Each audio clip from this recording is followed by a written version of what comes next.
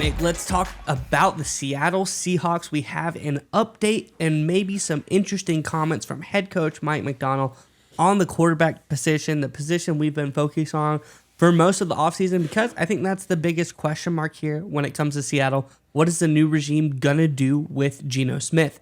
Let's get into an article about Mike McDonald addressing those questions. Then we talk more about it on the other side.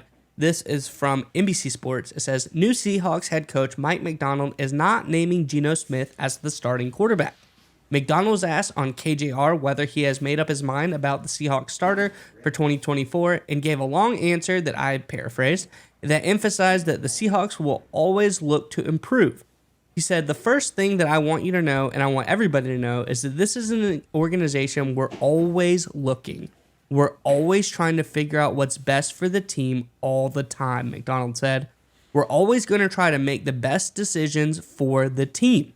He then talked about Geno Smith meeting the coaching staff, and he's excited, but he goes on to say, I don't want you to feel like I'm dodging this answer, but that's what I'm excited about, for him to come in here and start to build this team the way that we envision building it. As opportunities come throughout the whole team, and the quarterback position included, I guess you could say, because that's the value system we're living by here, I'm just excited for him to get here April 8th so we can go to work on the 2024 season. Now, Nick, this is very interesting comments by head coach Mike McDonald. You'd say non-committal at best, but he's saying he's always looking to improve and mainly mentions the quarterback position as a point, apparently, that they're looking to improve at multiple times throughout this conversation. I'm curious what your thoughts are, but Seattle fans, in the comment section below, in the ever-going saga of do you keep Geno Smith or not, the latest update, what do you think happens with Geno Smith? And here's a kind of a twist on that one. If Geno Smith is traded or leaves the team, where do you think he will go next? Let us know in the comment section below. But Nick, what are your thoughts on the latest out of Seattle? Look, it's been one of those times as we're getting ready for free agency, as we're getting ready for the NFL draft, that it's important to understand that context matters.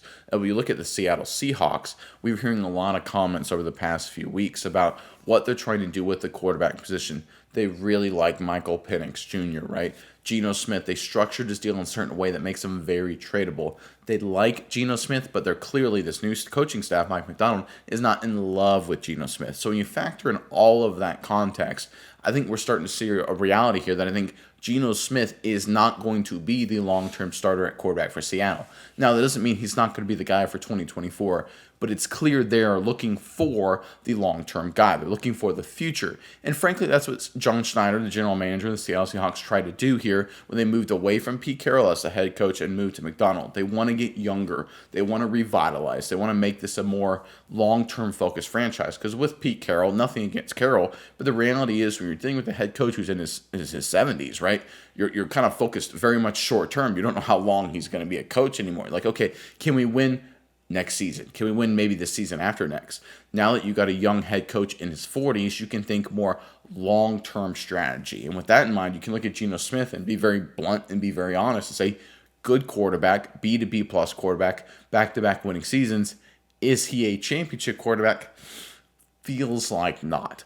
Potentially you could get a championship quarterback in this upcoming draft. So we're seeing that kind of foundation being laid for the Seahawks, I think, making a big move. Now, could it be drafting a guy like Penix Jr. where they sit in the NFL draft middle of the first round? Could it be trading up? We'll have to wait and see. But based on this news, based on the commentary we're hearing from Seattle, I think they're moving farther and farther away from Geno Smith as the answer, which is really different than how it was under Pete Carroll. They were really behind Geno Smith, publicly and things like that and how they were structuring the team. We're seeing a shift now where they're being much less committal. And I think that is really important. Once you move away from the public commitment to a starting quarterback, that's a sign that you're going to very, very soon acquire a different player to be at least at competition, maybe even supersede your starting quarterback. And I think the Seattle Seahawks are getting very close to that. I'm looking for them middle of the first round to draft a guy. I think Penix Jr. has been linked to Seattle. We talked about it about a week ago. I think he is the likely heir apparent, and I think the Seattle Seahawks are basically preparing themselves, so to speak, to make that kind of move. Yeah, Nick, and when regards to Geno Smith, I don't think he's leaving this year like you alluded to. I think they maybe draft a guy and maybe they compete. Maybe he mentors the person because, quite frankly, they don't gain anything, especially by cutting Geno Smith.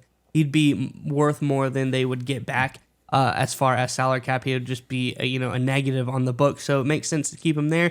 And whether to trade him or not, I guess if you find the right deal, like you said, they're a value proposition driven team now. You get the right deal for a guy like Geno Smith, that could be something that you're interested in as well. But I think overall, like you said, this is a team looking to get younger. You look at the defense. This is a defense that now has a lot of young core on it, especially, your edge players and Boye Mafe and Nwosu. He's looking like a really great player, only 27 years old. Then you got the corners, Witherspoon and Woolen, and even Michael Jackson is a guy 27 years old. On the defense side of the ball, they have a lot of great players. Very young. Offensive side of the ball, a lot of playmakers. Trying to get younger at that quarterback position. Maybe a little upgrades on the offensive line. But I just think overall, Geno Smith is a very good player. Like you said, is he Super Bowl caliber guy? Is he the guy that's going to get you there? Probably not. That is why you start to look and say, hey, is there a guy out there in maybe like a Michael Penix Jr., like you brought up, who can come into this team, learn, grow, and then evolve with this young core, and he be our guy to get us to the Super Bowl in the future. And it's important to understand, right, what the Seahawks are doing. They're not just making this decision in a vacuum, right? They're looking around the landscape of their division, and they're looking at the Rams and saying, okay, the Rams with Matthew Stafford have 2 to 3 years left maximum, looking at Stafford's contract and, of course, his age. He's in the later part of his 30s. They look at the 49ers to say, okay, Brock Purdy in this era of the 49ers, 2 to 3 years from now, they'll have to pay a quarterback something more than $800,000. So they can look around the landscape and say, okay, in 2 to 3 years, if we've got a quality young quarterback, we're going to be set up better than the Rams and the 49ers. They're two biggest competitors in that division right now, the NFC West. The Arizona Cardinals have been a dumpster fire long enough. We'll have to wait and see if they ever become ever become anything outside of a dumpster fire. I hope they do, just for competition's sake, but they've been really struggling. So you can see what the Seahawks are doing here. They're looking at the landscape around them and saying, okay, if we go younger, specifically at the quarterback position, we'll have an opportunity in 2025 and 2026 to be above San Francisco, to be above the Los Angeles Rams. And I think that's the strategy we're seeing from McDonald and company, and I think it will set up Seattle very nicely.